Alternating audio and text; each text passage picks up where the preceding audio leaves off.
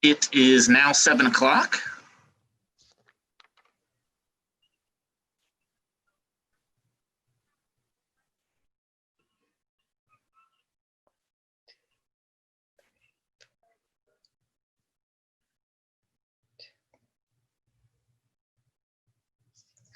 Okay, it looks like we have all council members here who will be attending, so we'll get started. Welcome to the Urbana City Council meeting. I'm Mayor Diane Marlin. It's Monday, October 26th, 2020. Will the clerk please call the roll? Ms. Wu. Here. Ms. Lout. Ms. Hersey. Here. Mr. Brown. Here. Mr. Roberts. Here. Mr. Colebrook. Here. Mr. Miller. Here. Mayor Marlin. Here. Before we get started, I want to give a special thank you to Austin Pontius. This is his last evening working as a UPTV camera operator. He's one of the people who brings these meetings to you every week behind the scenes, and these Zoom meetings or meetings in general wouldn't happen without the work of UPTV. So best of luck to Austin in his next role, and our loss is Best Buy's gain. So thank you, Austin, for all you've done over the years. Okay, we'll go to approval of minutes of the previous meeting. It's October 19th, 2020, and that was a special meeting. Is there a motion? I'll move approval of those minutes. I'll second it. Moved by Jared, seconded by Bill Colebrook. Are there any corrections? Bill Brown? Not on this one, but I noticed that I don't think we've approved the minutes from October 12th yet. Are those just not ready? Phyllis or Kay? They are not ready yet. Okay, thanks. Will the clerk please call the roll? Ms. Wu. Yes. Ms. Hersey. Yes. Mr. Brown. Yes. Mr. Roberts. Yes. Mr. Colebrook. Yes. Mr. Miller. Yes. That motion passes. Are there any additions to the agenda? I don't believe we have any. We haven't scheduled any presentations for tonight. We're moving on to public input. As you know, the public input instructions are included in the agenda for each and every meeting, and those are the full set of instructions, but I do want to read a summary of them tonight. The city takes public comment via email, written format, and verbally. As you know, on October 12th, 2020, the Urbana City Council approved new rules for public input during remote electronic meetings. These rules are listed on each agenda for city-sponsored public meetings. Members of the public may join meetings as either a Zoom webinar or telephone participant to make verbal input. This is a time for committee or council members to listen to the public. Discussion, debate, and commentary will not take place during this public input period. Public comments are limited to 4 minutes per person. Public input will total no more than 1 hour unless shortened or extended by a majority vote of the members present. The meeting chair has the option of giving priority to speakers who wish to comment on specific agenda items upon which a vote will be taken. A person may speak once during the meeting and may not cede time to another person. We ask that you address your comments to the public body as a whole and maintain respect for the process and respect for members of the council, city staff, and general public. The meeting chair or member of the public body has the authority to call a speaker out of order for using abusive, harassing, threatening, or defamatory remarks. If the speaker refuses to cease the remarks, the meeting chair may mute the speaker's microphone and will ask the speaker to send the remainder of their remarks via email for inclusion in the meeting record. Thank you for helping us conduct respectful and productive meetings. And again, the full text of the public input instructions are included in the agenda. Okay.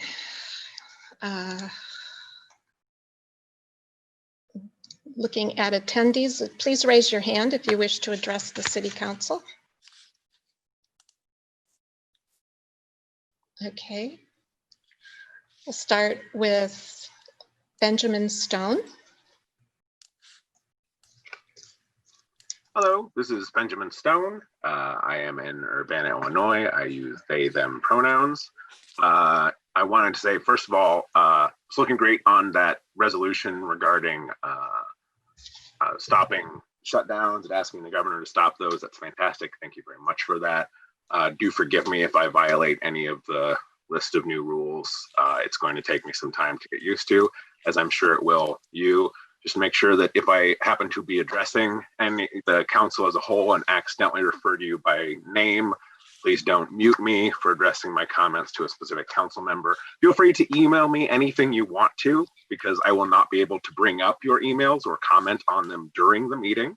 So Dennis Roberts, I apologize. Oh, sorry. The council, I would like to apologize to the council. That was a legitimate mistake. I would like to apologize to the council for my inability to reply to Dennis Roberts' email that he sent to a group that I belong to, because I'm not allowed to now. In any event, I'd like to go ahead and jump back to a previous thing that I've mentioned a few times, but really quickly, out of curiosity, since you don't have a space in your agenda for response to public input, is public input effectively moot at this point? Since y'all can just sort of space out, and since there's no, it literally says there will be no dialogue now, and if we're following the rules, there's no space in the agenda for any council member to bring up anything mentioned by the public, to say, hey, citizen so-and-so, are you still present? I have questions for you about that. So just to let you know, right now, there's literally no way for us to get a response from a council member and address it to your body as a whole, if it's addressed to us. So just so you know, we're already having ways to communicate with you fall through the gaps. You have removed your ability to respond to the things we're saying here. There's no time in your agenda for it. So really want to say thanks on those new rules. Really love the law definitions that basically say we can't say anything vaguely insulting, sarcastic. I like the one that implies that bringing up an issue over and over might be harassing, which brings you to the issue I'm going to bring up again. None of you have contacted me on it yet. Thank you, by the way, all of you, for keeping your video screens on legitimately. I super appreciate that you have your cameras on. It's very nice to see your faces and to see the people participating. I'm going to bring up again the incident which was shown by the chief of police during the presentation regarding the Aaliyah Lewis incident, regarding the young teenage black male who was put forth without his permission on video as an excellent example of how to respond to the police. I presented to all of you at a council meeting and have repeatedly said you can have that information if you want. All the details that show that the police display that young black man out on the ground because he was black. They lie in their own thing, saying that he matches the description of the people of the incident occurring. None of you have yet responded to that, brought it up at all. I'm curious if anyone's ever going to mention it. Does that kid know he was put on like as a presentation? Is this juvenile aware that their detainment was put for the whole public to see and is on the internet right now? Have you considered apologizing now that you know, now that the citizens have done research, now that you know it was a mistake, a flat out, we're arresting you because we're checking you because you're black? Anyway, during the last 25 seconds, let me just get in here real quick. I can't wait to hear the people give their specifics about the parking budget adjustments. Oof, boy, those are terrible. And also specifically that police increase, that little shifting of money that's going on there. Ooh, don't think we don't notice, friends. Brace yourselves, because people are coming in to talk. Enjoy the rest of your night. Thanks for listening, friends. Stay safe. Thank you. Next up is Alan Max Axelrod. All right. Thank you. Can you hear me? Yes, we can. Alrighty. So I just want to provide some additional context for the resolution that is being voted on today. Thank you for voting it out of committee unanimously with a recommendation for approval. It is resolution 2020-10-052R, a resolution declaring continued utility disconnections in Illinois to be a pandemic safety risk.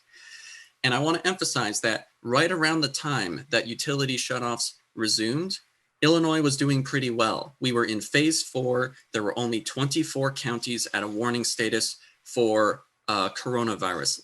And the next week, it was down to 17. And that was 1/6 of the counties in our state. Then it went up to 34 counties, 1/3 of the counties in our state. This past Friday, it was 51 counties, 1/2 of the counties in our state. We haven't had a day under 2,000 cases of new coronavirus patients since October 6th. We haven't had a day with less than 3,000 new coronavirus cases each day since October 14th. We haven't had a day below 4,000 new daily coronavirus cases since October 23rd. And while the governor in our state is working very hard on almost every other front for protecting our residents from the coronavirus, Wisconsin on October 24th enacted a mandatory utility shutoffs moratorium for all electric and gas utilities, including corporate, municipal, and cooperative. So we are bracketed by Wisconsin with utility shutoffs protections, with Kentucky with utility shutoffs protections, and with activists in in Iowa calling for utility shutoffs protections. The Sierra Club has amassed a coalition of a wide range of groups for that fight as well. And it is just utterly baffling that we need to fight for basic pandemic protections city by city in this state. So just as a reminder of who I am and who I represent, I am Alan Max Axelrod. I am the campaign lead of No Ameren Shutoffs. It is a $0 all volunteer grassroots campaign. We now have 46 organizations in membership, now all the way stretching up to Lake County, Waukegan in Illinois, down to Carbondale. And we're not doing this because it's fun. We're not doing this because we think it's a cheap shot that we can land. We want to survive this pandemic and we want to make sure our communities stay safe. So I hope that everybody who voted in the committee of the whole last week to unanimously recommend that this resolution be approved. I hope that you continue to vote in favor of it and pass this resolution tonight. Thank you so much and stay safe. Thank you. Next up is Christopher Hansen. Hi, can you hear me okay? Yes. Hi, Diane. I'd like to criticize specific Urbana City employees by name, and it doesn't look like the new public input guidelines allow me to do that. Am I allowed to do that? No, we ask that you not do that. You may refer to it as city staff. That's an option.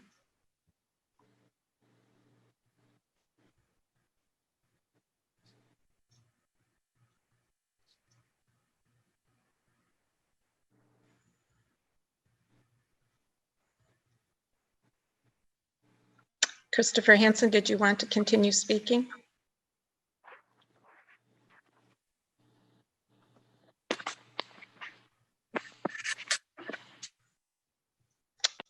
Okay, we'll move on to the next speaker. Next up, Julie Watkins.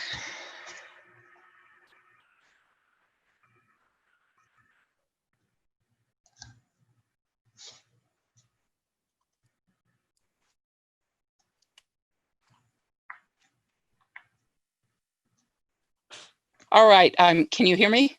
Yes. Okay, thank you. My name is Julie Watkins. I live in Urbana. In last week's public input, a few speakers spoke about homeless people in Urbana. I hope you can talk about the city's plans. This is a predictable crisis.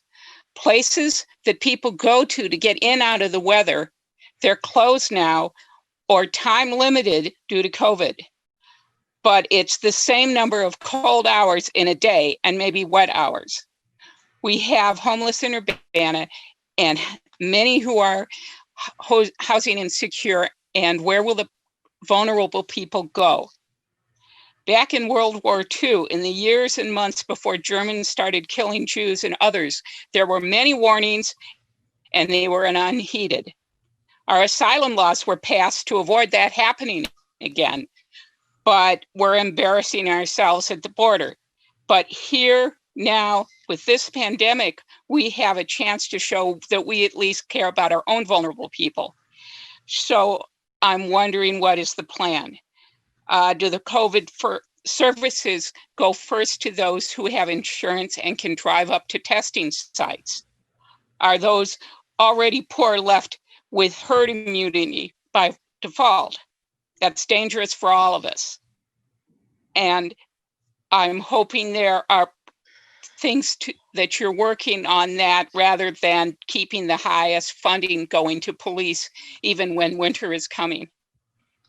People in the USA are trained since childhood to ignore all the indigenous killed, the enslaved killed, the poor people in other countries killed by USA bombs, and the poor people here we let die through neglect.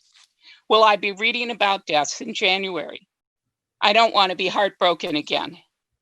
I'm afraid I'm going to be listening to public input about local preventable deaths, whether it's COVID, whether it's flu, whether it's exposure.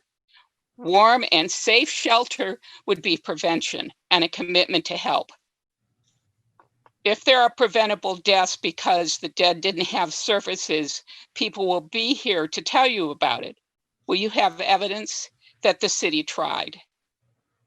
I hope there won't be victim blaming like you victim blamed Bailey Lewis. I'd rather hear thank you stories here in public input about how the city helped people help other people.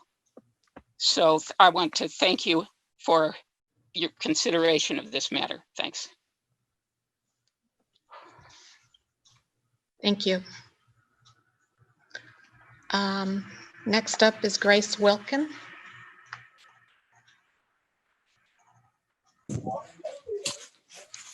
Hello, can you hear me? Yes. I wanted to speak tonight about item G on the agenda about budgeting and the budget revisions. And I would just like to encourage you to keep in mind how our budget reflects our values and priorities in Urbana. And it seems like this revision is passing more money to policing and putting it off for next year's budget. I'm not clear if it looks like it's under the CURES money, the federal grant money for coronavirus relief. And that seems like a really inappropriate way to spend that instead of actually helping the community. We still don't have a homeless shelter in Urbana. And it seems like this money could be spent so much better than increased policing and also this parking fund. It seems like it's the city's losing money on enforcing parking. And from my observations living here most of my life, we don't have a crazy parking shortage. This isn't Chicago. And it seems like we don't need this fancy metering system and to be paying people to enforce the meters when the city has been continuously losing money on it. And it seems unwise to have this other $250,000 investment in new meter infrastructure when it's expected that the city is going to be $800,000 in the negative on the parking fund for next year. So it really doesn't make any sense to me. I encourage you to really question and evaluate this revision and generally just how we spend our money in the city budget. I also want to talk about item H, the resolution against utility shutoffs. Thanks for passing this first kind of round last meeting, and I hope that this official resolution passes again tonight. That's all. Thank you. Thank you.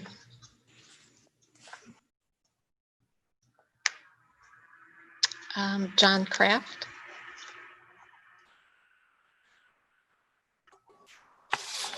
Yes, good evening. I'm here to, can you hear me?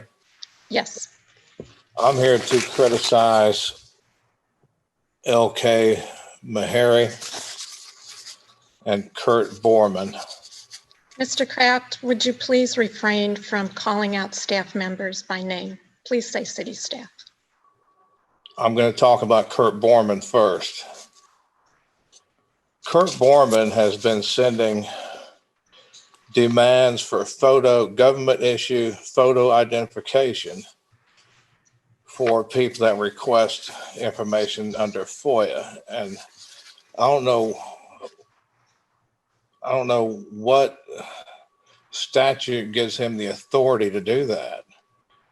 People can request anonymously under the Freedom of Information Act. And Mr. Borman, who's allegedly the assistant city attorney, is sending out these demands.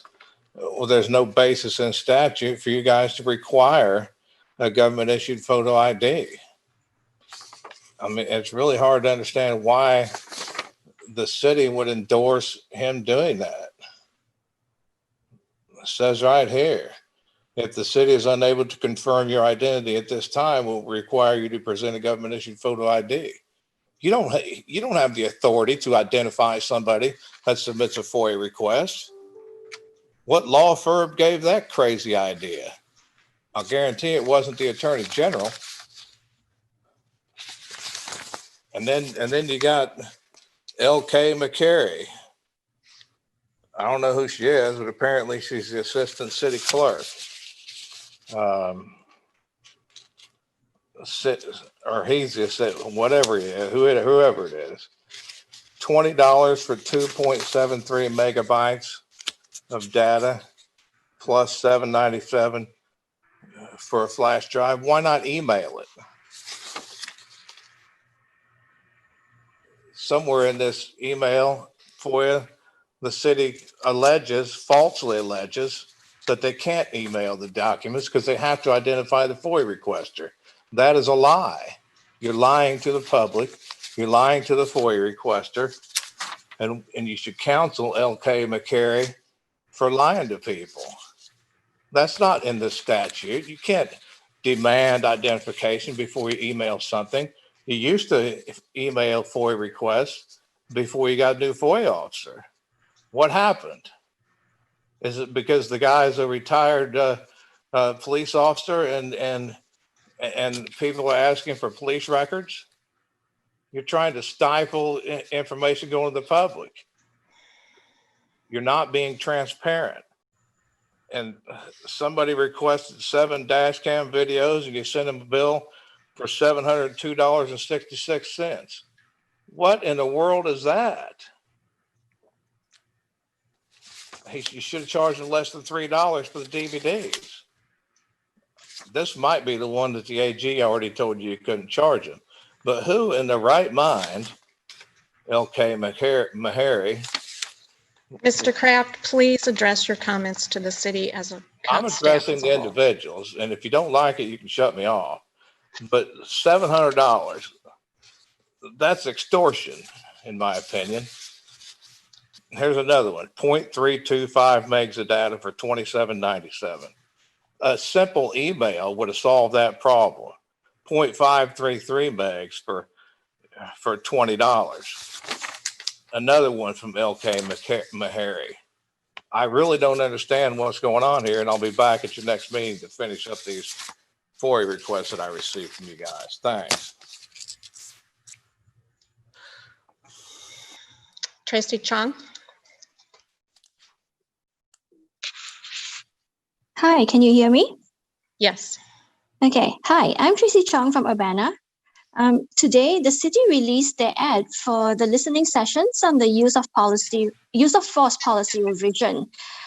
There's a link to what Chief Serafin and the city labeled as the use of force policy, Chapter 300, which is the document that the city and UPD wants to be the basis of the public discussion. This is a pretty disingenuous move by Chief Serafin, as Chapter 300, the use of force policy linked, is just a very superficial document with generic statements like officers shall use only the amount of force that reasonably appears necessary given the facts and circumstances perceived by the officer at the time of the event. And also even more administrative type of policy like reporting the use of force and follow-up review. However, what's concerning is that this superficial generic document does not actually cover any of the types of force that an officer can use and the associated policies. The actual use of force policies are the ones that talk about handcuffing and restraints, taser policy, firearms. This chapter describes guidelines for deploying a patrol rifle. Also chapter 305, which talks about the serious uses of force and in-custody deaths, which describes the policy regarding investigation of an incident in which a person is injured or dies as the result of an officer-involved shooting. The next one is a big one, chapter 303, control devices and techniques. This policy includes baton guidelines, smoke canister guidelines, kinetic energy projectiles. And this policy even has a baton chart for showing how police officers can achieve escalation of trauma by vital and vulnerable striking areas, which includes target areas that would produce long-lasting rather than temporary injuries, which include unconsciousness, serious bodily injury, shock, or even death. My question is, why are these actual use of policies not highlighted to the public to facilitate the discussion? How can we have a meaningful discussion with productive results if the city is steering the public away and instead pointing them to the most generic introductory policy and not the actual use of force guidelines? Does UPD and the city, rather the public, not know about or discuss these use of force tactics? My second comment is regarding the CPRB discussion that will happen tonight. As we all know, Carol Mitten and Chief Serafin have been using all kinds of creative interpretation of the CPRB ordinance to deny complaints. However, in the latest events, Carol Mitten herself violated CPRB ordinance, and she had the audacity to argue that it was okay for herself to violate this ordinance. Ms. Chong, please keep your comments confined to city staff in general. And that it was not a big deal. So I predict in the report tonight, Carol Mitten will once again blame members of the public for burdening the board with complaints, and Carol Mitten will once again shame the public. She'll shame them just like she shames residents that care about policing issues and file FOIA requests. So instead of just blindly listening to what Carol Mitten says and looking at it that way, I would like you to think about why are there not numerous complaints filed by a broader range of the public, especially since there has been so much public outrage about the police? Is it because the system is broken? Is it because the public at this point knows about the hurdles created by city staff like Carol Mitten? Thank you, Ms. Chong.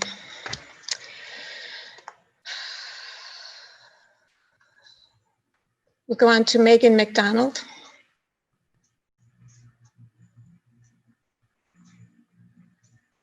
Hello, can you hear me? Yes. Great. I'm Megan McDonald. I'm from Ward 5. I thought I might keep it short tonight, but we'll see. I just want to slowly go over what you've said you would either give money to or take money away from since, when was that we discussed that? June or July? So things you said you want to give money to. More money to the police, you want to give money to visit Champaign County, you want to give yourself raises. Mariah was here, I believe that was last week. No, it was 2 weeks ago, from Buy Black Shambana, a Black woman-owned business focused on directing folks to other Black-owned businesses and has built that directory from the ground up. But not only did you vote to give the money to the company, the corporation, the platform who lifted her work. You actively decided not to hear Mariah's side out. That was very disappointing and very undemocratic, in my opinion. So again, things you've wanted to give money to, the police, yourselves, visit Champaign County. You've been very concerned with COVID. You've been very concerned with local businesses and restaurants. Things you've done as far as anti-racism work since George Floyd's murder. Nothing. You've got Black businesses, neighborhoods, initiatives that you've given money to. Zero. I see Green Street Realty building up apartments every year. I know that they got a ton of money from the state as far as coronavirus relief. I think they got almost $1 million, maybe $300K to $1 million. Yeah, so who's going to live in these apartments? Why can't we build a homeless shelter in Urbana? Why do we keep giving this land and this space to landlords and people that don't care about the people who live in this town? I don't want to see one dime of city money going to create quote unquote innovative outdoor shelter options for eating when winter comes and it's cold and we're all like, oh, how are we going to save local businesses? I don't want to see any city money going to that. I want city money to be going to homeless shelters and feeding the people that have no place to go. I don't understand how you can change the public input rules without providing an example of said abusive language.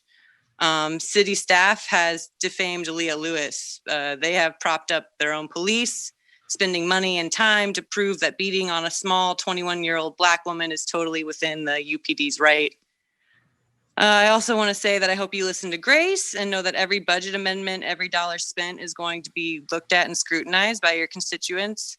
I hope you listen to Alan. We need you to pass resolutions that deem shutting off utilities that contributes to a public health crisis.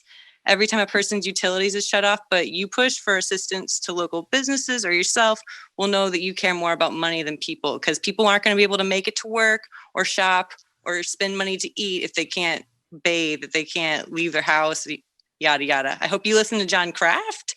It seems like you're peeving off your constituents just to protect your egos, your goals of holding up police power and carrying on business as usual. But you didn't sign up for this job because you thought it would be easy, right? You signed up because you love this city and you wanted to make it a better town for everyone, right? Well, that includes the Black youth that are being beaten and derailed by your police. It includes John Kraft and me and other people that you may not look forward to hearing from every week. We all live here. I'm going to wrap it up. So thank you. Thank you. Next up is Drake Mateer.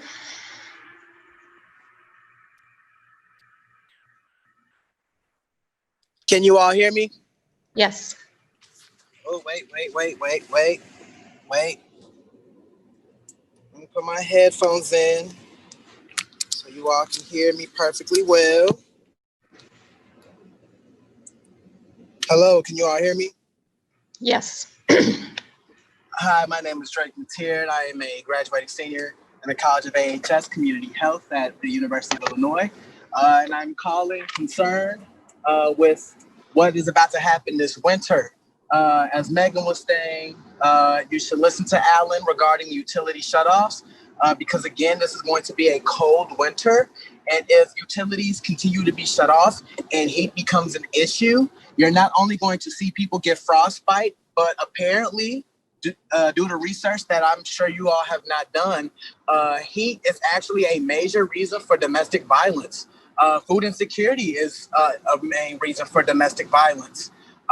When sports lose, that's a major reason for domestic violence. So I think you should all tell the university to stop playing sports too because they suck. But anyway, go back to what I really want to talk about. That Lincoln Mall sits empty. Nothing goes on in there. However, you have 141 documented homeless people here in Champaign County. 141.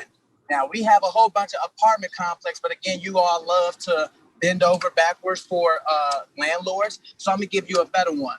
How about we open up Lincoln Mall and other spaces for emergency housing? Again, emergency housing. I would like to see public housing altogether, but I know you all are stingy and not good people. So I know you won't push for public housing altogether forever. But I think emergency housing is something the least that you all could do. I am in contact with other organizations and churches to actually help put pressure where pressure needs to be. I'm sure you all have the money to build a homeless shelter, but since you all will have refused to do that, I believe that there needs to be some space out there that can be opened up for the public, for the community, for the people that really need it. There's some more research that I'm sure you all should know about, but domestic violence has actually increased due to coronavirus. Again, another reason is because of food insecurity. It's getting winter and it's cold. Primarily, that is Black women and children that are more susceptible to actually being homeless. So, yes, I don't know if you are. I understand that you all don't think Black women matter because you obviously don't think Aaliyah Lewis matters. So I wouldn't expect anything less than that. However,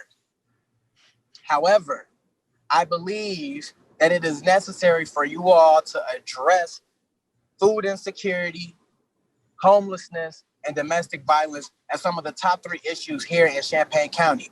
I have an idea for you all. A diversion program that reduces police power, depowering the police, removing them from domestic violence situations, probably implementing a social worker into the system, and actually implementing individuals in intimate partner violence within the community, have programs for transformative justice, actively give them food. I had a resolution go through Illinois student government, and I'm putting petitions together right now. I'm sure you all should be able to do that too, to force the university to up some food, right? So they can feed people. When the officers get calls for like Aaliyah Lewis, and they get calls from, let's say, Richie Turner, and they get calls on homelessness, do you all show up with blankets, water, food, snacks, or do you show up with guns? Do you show up with white men with guns looking to terrorize people? That is an issue. Again, you all have a whole bunch of empty spaces that can definitely be used to house some people. Let's call up the CUPHD, the Public Health Department, so we can get some sanitizing, some emergency sanitizing, showers for the people. These are vulnerable populations that will only increase due to the negligence of Number 45 and due to the negligence of J.B. Pritzker and due to the negligence of the Urbana City Council and even the Champaign City Council. And I leave with that. Thank you.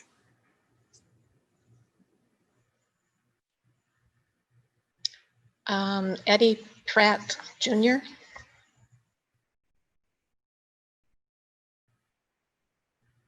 Am I coming through clear?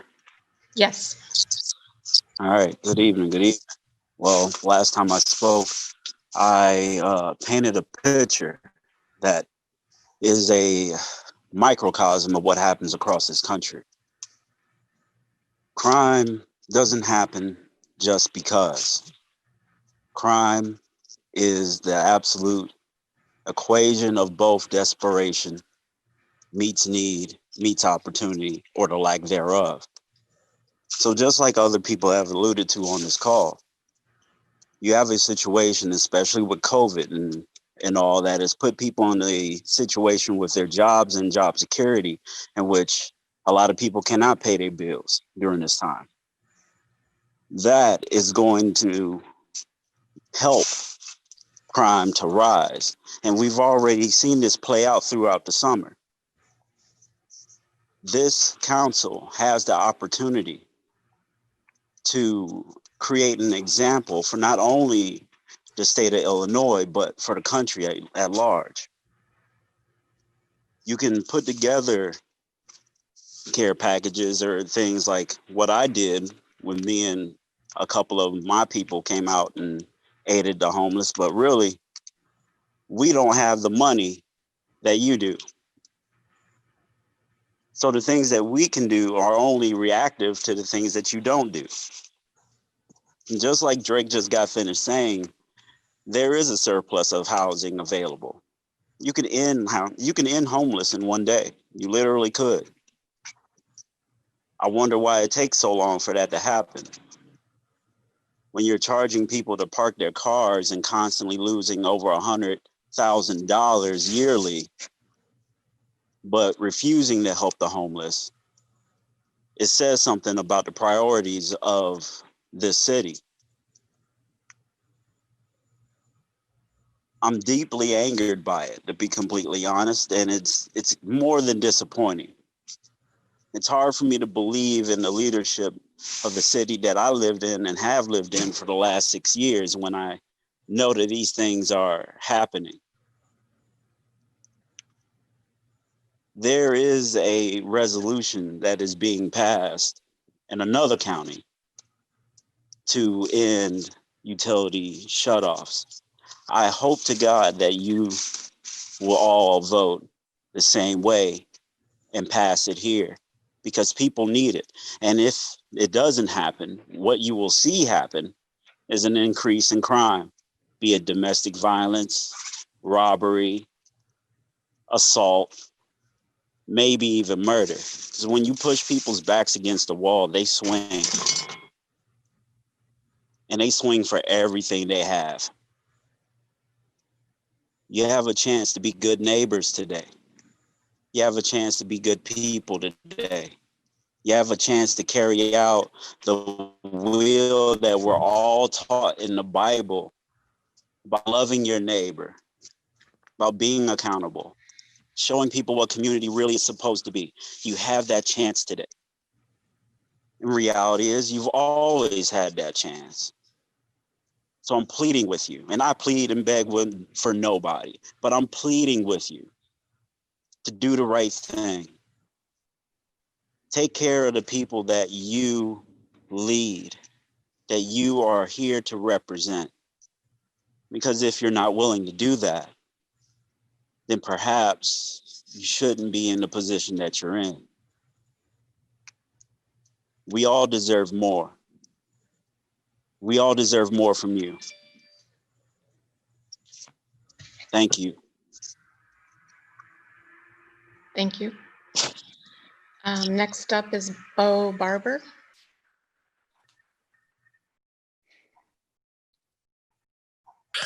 Hi, can you hear me? Yes.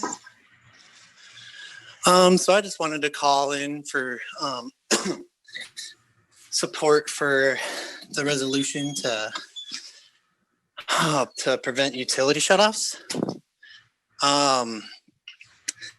In the month of October, in a recent report, there was 47 residential shutoffs from Amarin, Illinois, just in the Urbana zip code. And that's not 47 people, that's 47 households. So there could be, upwards of at least twice that amount of people. Either way, as Mr. Pratt pointed out in the previous part here, this leads to problems in the community. This leads to this. I just came in from outside and it's cold as heck, and this is going to be a problem. It's cold. You don't have power. You don't got heat. You can't stay warm. People get desperate, and you have the ability to do something tonight, but hopefully passing this resolution to try and take some kind of stand against letting that happen. But I mean, heck, even in my household, we had a recent scare because I had a false positive COVID test, and that was scary. That was incredibly scary. I have 2 elderly parents. I was scared to death that I was going to lose them. And luckily I was able to isolate, stay separate from them. And it, turned out that it was a false positive. But, the whole thing of trying to make sure I was isolated, make sure the resources were there, that I had to just keep going. CUPHD was very helpful with that. Although there was occasionally sometimes I think a miscommunication, but neither here nor there.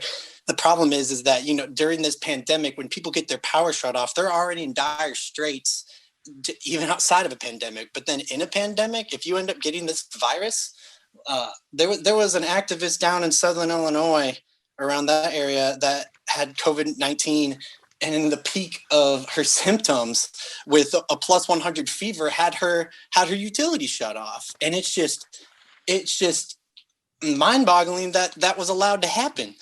So I strongly encourage you that you pass this resolution tonight, because it will help many people.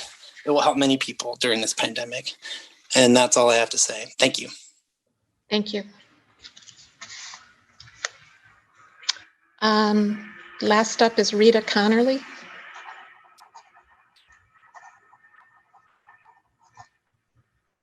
Good evening, City Council. Can you hear me? Yes. Good evening, Council. My name is Rita Connerly, and I reside in Champaign, a neighboring city to Urbana. I come to the Council tonight, and I'm not prepared as I generally would like to be. However, I am concerned about your governance. Your policies are unethical. The way in which you display yourself before the public, Diane, unprofessional, unethical, and you are incompetent. One moment.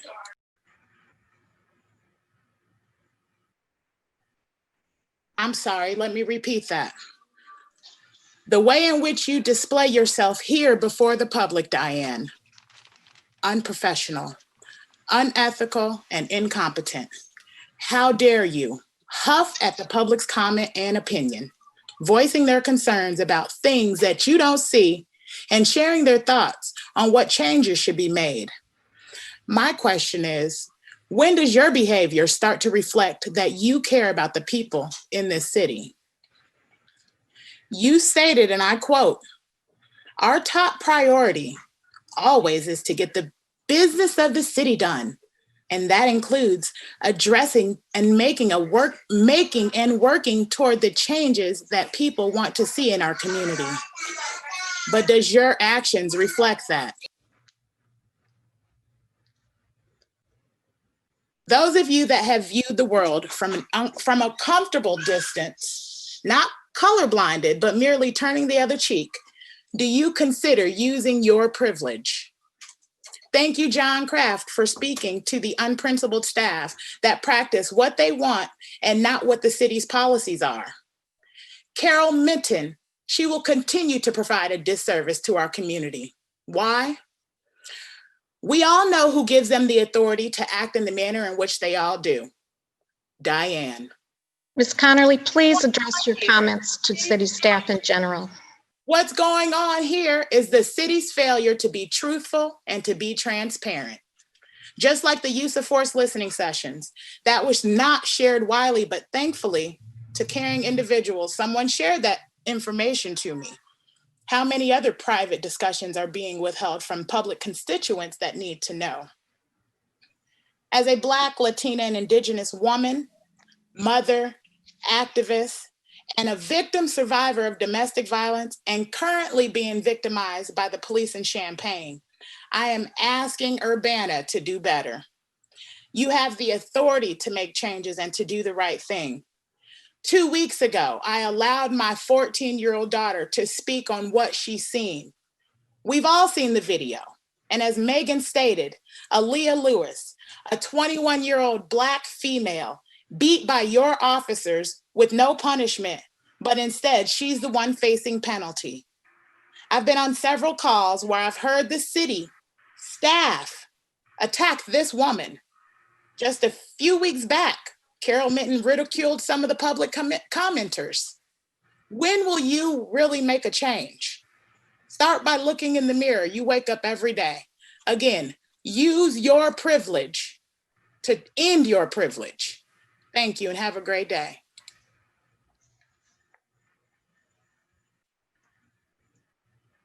Okay, that concludes public comment for tonight.